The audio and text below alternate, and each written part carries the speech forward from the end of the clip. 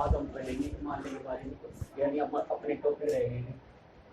तो अपना एक टॉपिक रहता था आज कि पर्वत क्या होते हैं, और दूसरा था हिमालय की उत्पत्ति से संबंधित, और तीसरा टॉपिक हिमालय की प्रमुख नदियों के बारे में, यानी हिमालय से कौन कौन सी नदियाँ निकलती हैं, तो उनके बारे में आज हम अध्ययन करेंगे।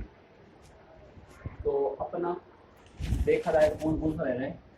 एक तो पर्वत, यानी पर्वतों के बारे में साधारण नॉलेज, यानी बेसिकली जानकारी।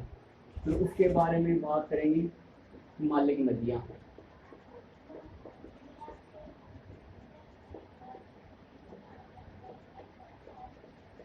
और एक टॉपिक अपना रह रहा है हिमालय की उत्पत्ति।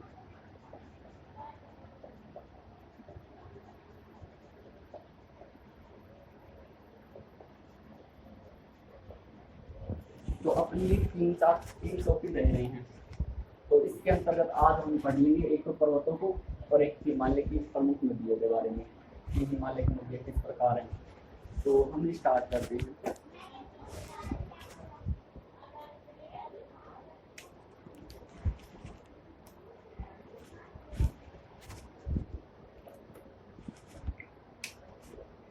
पहली बात ये होती है पर्वत कहते किसे है, यानी पर्वत क्या होता है, यानी हमारी पृथ्वी सतह की प्राकृतिक ऊंचाई, पृथ्वी सतह की प्राकृतिक ऊंचाई पर्वत कहलाती है। यानी पृथ्वी सतह की प्राकृतिक ऊंचाई पर्वत कहलाती है, परंतु ये डेफिनेशन एक अपने में परिपूर्ण नहीं है। लेकिन इसके अंतर्गत क्या क्या शामिल होगा पर्वत के अंतर्गत? ऊंचाई तो मैदान की भी हो सकती है, पठार की भी हो सकती है। तो इसके अंतर्गत यानी कि इसका शिखर होना चाहिए कैसा, नुकीला होना चाहिए, यानी इस प्रकार। और इसका जो क्या कहते हैं, इसकी जो तलहटी होती है ना, तलहटी, वो होनी चाहिए क्या, चौड़ी। यानी पहली बात है अपनी पर्वतों की, पर्वत किसे कहते हैं, यानी पृथ्वी सतह की प्राकृतिक ऊंचाई, यानी प्रकृति द्वारा प्रदत्त ऊंचाई पर्वत कहलाते हैं। लेकिन पठार भी तो हो सकते हैं प्रकृति द्वारा ऊंचाई पर स्थित, लेकिन पर्वत उन्हें कहेंगे जिनके शिखर हो क्या, नुकीले, और इनकी तलहटी छोड़ी हो, यानी ये हमारी पृथ्वी मान लो, इसके ऊपर ये ऊंचाई मान लो, ऊंचाई हो गई, ये शिखर इसके नुकीले, और ये हो गई इसकी तलहटी छोड़ी, तो इसे हम कहेंगे पर्वत। तो अब बात आती है पर्वत कितने प्रकार के होते हैं।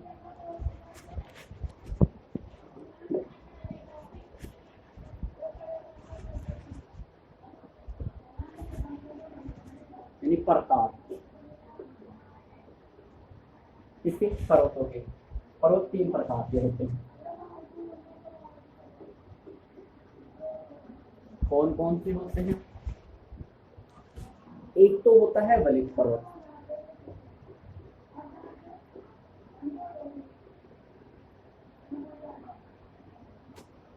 दूसरा होता है वरंश उच्चित पर्वत,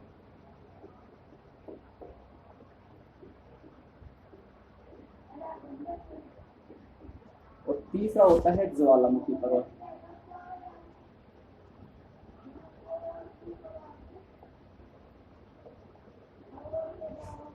यानी पर्वतों का जो निर्माण होता है वो तीन प्रकार के होते हैं, या पर्वत तीन प्रकार के होते हैं।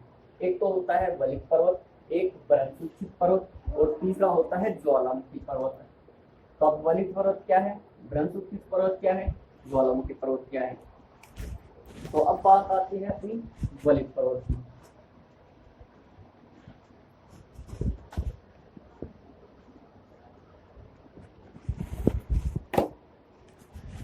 पहला है वलित पर्वत।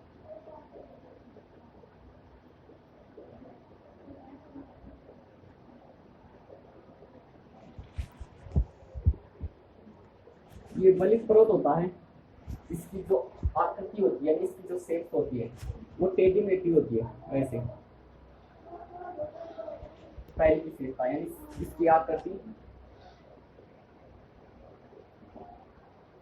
टेढ़ी मेढ़ी,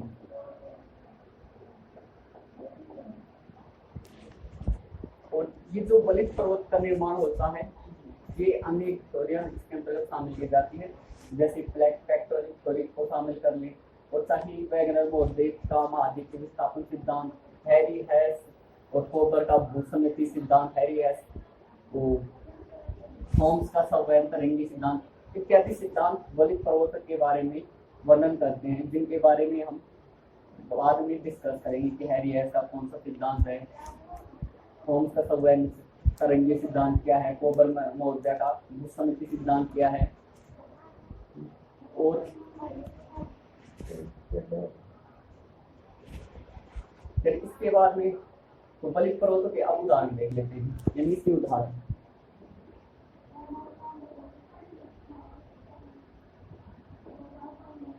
तो अपने देखा जाए तो सबसे पुराना वलित पर्वत राजस्थान में आता है, यानी कि राजस्थान में प्रॉपर तो नहीं है, फिर भी अरावली पर्वत श्रृंखला जो राजस्थान, गुजरात,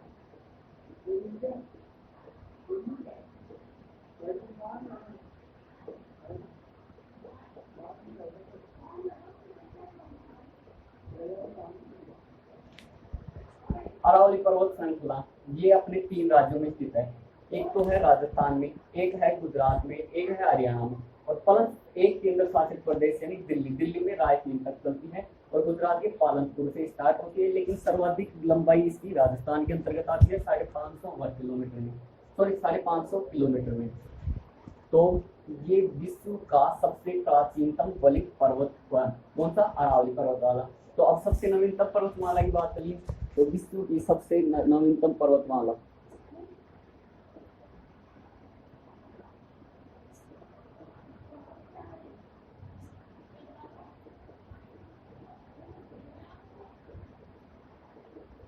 कौन सी है, विश्व की सबसे नवीनतम पर्वतमाला है हिमालय पर्वत।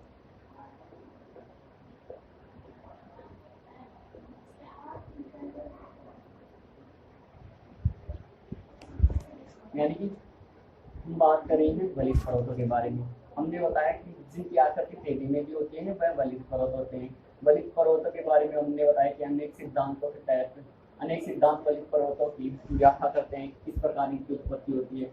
फिर इसके उदाहरण देखा जाए तो राजस्थान में अरावली पर्वत श्रृंखला है जो विश्व की सबसे प्राचीनतम पर्वत श्रृंखला है, और जो राजस्थान की अरावली पर्वत श्रृंखला है इसकी तुलना अमेरिका की अपलेशियन पर्वत श्रृंखला से की जाती है। और सबसे नवीनतम वलित पर्वत की बात की जाए तो हिमालय पर्वत है जो कि भारत में स्थित है। तो इसके बारे में हमने डिस्कस किया। फिर इसके बाद में दूसरा हमने कहा था ब्रह्म उत्थित पर्वत।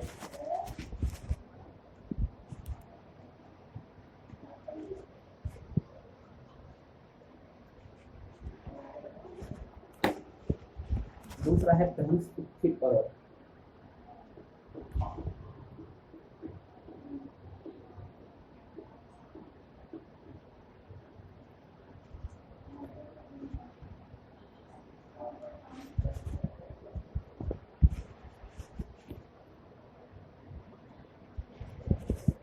ये कैसा पर्वत होता है, यानी कि हमारी पृथ्वी धरातल में मान लो आकस्मिक घटना घट जाए, यानी कि जब दो एक पृथ्वी सतह की एक नुकीली सतह के एक सतह के आसपास का एरिया नीचे धस जाए, यानी एक जगह का आसपास का एरिया नीचे धस जाए, जिस प्रकार जैसे कि अपनी पृथ्वी है ना, तो इसका ये एरिया नीचे धस जाए, फिर यहाँ पे एक सतह रह जाए, फिर ये एरिया नीचे चला जाए, यानी ये खड़ी आकृति यानी एक नुकीली आकृति का निर्माण हो जाएगा।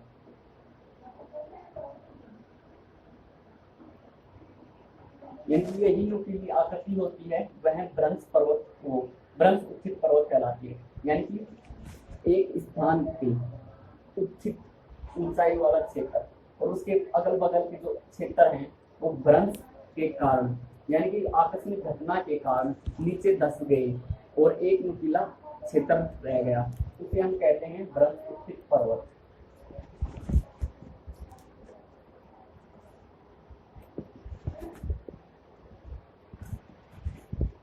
ये जो नुकीला भाग रहेगा ना, इसे तो हम कहते हैं उत्खंड,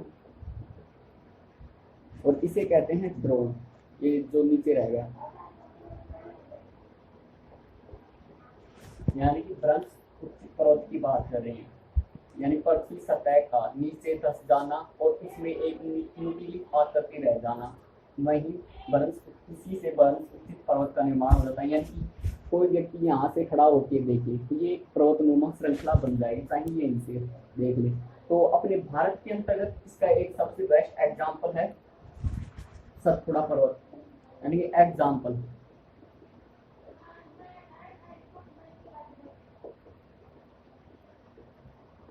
जब हम पठारों के बारे में डिस्कस करेंगे तो वहाँ पठार के अंतर्गत एक पर्वत आएगा जिसका नाम है सतपुड़ा पर्वत। तो सतपुड़ा पर्वत में क्या है, ये क्षेत्र है, ये ऊंचा उठा हुआ है, और इसके अगल बगल के क्षेत्र हैं वो 10 चुके हैं। तो यहाँ पे उत्तर में तो नर्मदा नदी बहती है और दक्षिण में ताप्ती नदी बहती है, इस प्रकार। और इसका ये जो क्षेत्र है ये पर्वतनुमा श्रृंखला के रूप में उठा हुआ है। तो ये हो गया हमारा भ्रंश उचित पर्वत।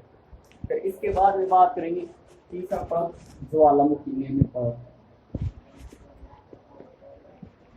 इसकी डेफिनेशन से पता चल रहा है कि जो ज्वालामुखी पर्वत,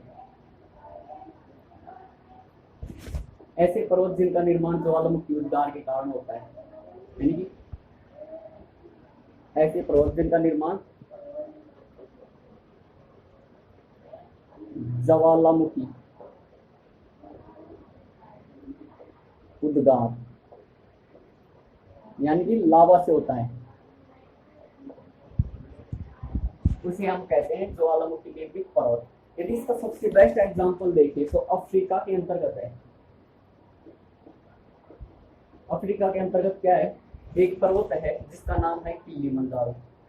ये ज्वालामुखी निर्मित पर्वत का सबसे बेस्टतम उदाहरण है। और जो किलिमंजारो पर्वत श्रृंखला है वह अफ्रीका की सबसे ऊंची चोटी भी वहीं पे है, जिसका नाम भी किलिमंजारो है, यानी कि किलिमंजारो।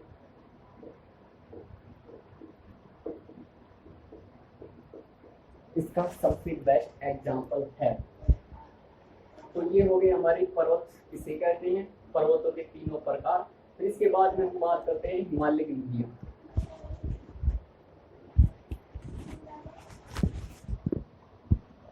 तो हिमालय की नदियों को यदि समझा जाए तो इसको 4 पार्टीशन में डिवाइड कर सकते हैं, यानी 4 भागों में बांट सकते हैं।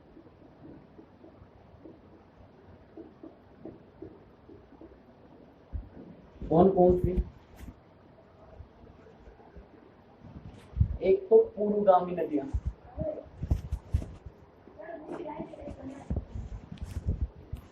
या पूर्ववर्ती नदियां,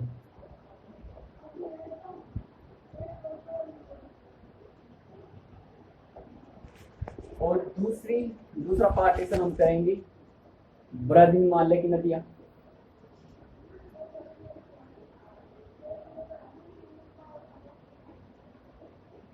तीसरा पार्टीशन हम करेंगे लघु हिमालय की नदियां,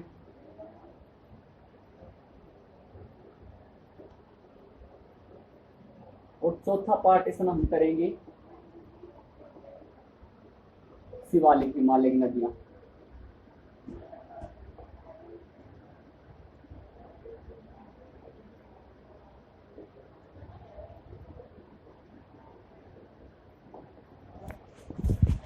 यानी 4 भागों में हम नदियों को बांट सकते हैं, किसी को, हिमालय की नदियों में। यानी एक तो है पूर्ववर्ती नदियां, बृहद हिमालय की नदियां, लघु हिमालय की नदियां और शिवालिक हिमालय की नदियां। पूर्ववर्ती नदियां किसे कहते हैं, यानी कि हिमालय के उत्थान से पूर्व जो नदियां यहाँ से प्रवाहित होती थी उन्हें हम पूर्ववर्ती नदियां कहते हैं। जब हिमालय का उत्थान भी नहीं हुआ था ना, तो उससे पहले भी ये नदियां यहाँ से प्रवाहित होती थी। तथा बाद में मान लो ये हिमालय पर्वत का धीरे धीरे उत्थान होता चला गया, लेकिन नदियों ने अपने मार्ग में कभी परिवर्तन नहीं किया, यानी इनको काटती गई एक गाजनुमा आकृति का निर्माण कर दिया गया। यानी कि हिमालय के उत्थान से पूर्व बहने वाली नदियां उसे पूर्ववर्ती नदियां कहते हैं। तो पूर्ववर्ती नदियों के बारे में देखा जाए तो कौन कौन सी आती है इसके अंतर्गत?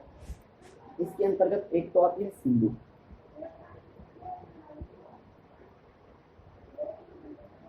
दूसरी है सतलज,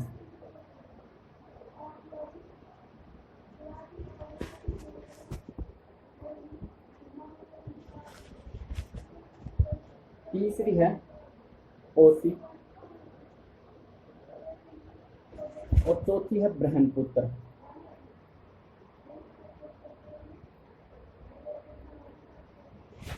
यानी कि पूर्ववर्ती नदियां चार हैं, एक सिंधु है, एक सतलुज है, एक कोसी, एक ब्रह्मपुत्र और एक नदी है जिसका नाम है अरुण। पांच नदी इसी को भी इसी में शामिल करते हैं। यानी कि सिंधु नदी जम्मू कश्मीर से होके गुजरती है मानसरोवर तालाब से, सतलज नदी मानसरोवर तालाब से निकलती है, कोसी जिसे बिहार का स्रोत कहते हैं, ब्रह्मपुत्र ये अपने पूर्व के अंतर्गत पूर्वी भाग में बहती हैं और एक है अरुण नदी। ये पांच नदियां हैं पूर्ववर्ती नदियों के अंतर्गत शामिल करेंगे। फिर दूसरा आता है वृहद हिमालय की नदियां। यानी हमने हिमालय का पार्टीशन चार भागों में किया था, एक तो ट्रांस हिमालय, एक हमने कहा था वृहद हिमालय, एक लघु हिमालय और एक शिवालिक हिमालय। तो इसके अंतर्गत जो वृहद हिमालय है ना, इसके अंतर्गत कौन कौन सी नदियां प्रवाहित होती है। तो वृहद हिमालय के अंतर्गत देखा जाए तो एक तो है गंगा नदी, एक है यमुना नदी, एक है काली नदी,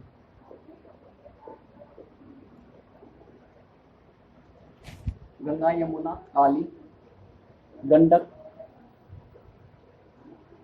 और घाघरा। ये पांच नदियां इसके अंतर्गत आती हैं।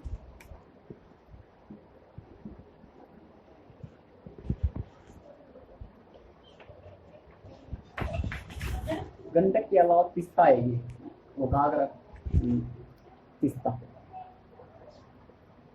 फिर इसके बाद में हम बात करते हैं लघु हिमालय की नदियों के बारे में। फिर बात करेंगे शिवालिक हिमालय की नदियां। तो लघु हिमालय की नदियों के अंतर्गत एक तो आती है रावी, एक आती है व्यास, एक आती है झेलम, एक आती है चिनाब। झेलम, चिनाब, रावी, व्यास, सतलुज ये सिंधु नदी की सहायक नदियां हैं। फिर एक बच गया है हमारा शिवालिक हिमालय की नदियां। शिवालिक हिमालय के अंतर्गत दो नदियां आती हैं, एक का नाम है हिड्डन और दूसरी का नाम है सैलानी। यही हम पढ़ रहे हैं हिमालय की नदियां। तो हिमालय की नदियों को यदि संबंधित जिले के आधार पर बांटा जाए चार भागों में बांट कर सकते हैं, यानी पढ़ने के दृष्टिकोण से। तो इसके अंतर्गत एक तो हमने विभाजित किया था पूर्ववर्ती नदियां, यानी हिमालय के उत्थान से पूर्व बहने वाली नदियां, दूसरी वृहद हिमालय की नदियां, फिर लघु हिमालय की नदियां, फिर शिवालिक हिमालय की नदियां। पूर्ववर्ती नदियों के अंतर्गत हमने शामिल किया सिंधु, सतलुज, कोसी, ब्रह्मपुत्र और अरुण नदियों को। वृहद हिमालय की नदियों के अंतर्गत हमने शामिल किया गंगा, यमुना, काली, तिस्ता व गंडक नदी को। फिर उसके बाद में हमने बात की लघु हिमालय। लघु हिमालय के अंतर्गत शामिल किया रावी, व्यास, झेलम, चिनाब को और शिवालिक हिमालय को के अंतर्गत हमने हिड्डन व सैलानी नदियों को शामिल किया। तो हमारा ये टॉपिक हो चुका है हिमालय की प्रमुख नदियां। तो फिर इसके बाद में हम हमारा नेक्स्ट टॉपिक रहेगा कल हिमालय की उत्पत्ति, यानी हिमालय की उत्पत्ति के संदर्भ में जो जो सिद्धांत है उनके बारे में हम नेक्स्ट वीडियो में बात करेंगे। तो ये अपना आज का टॉपिक कंप्लीट।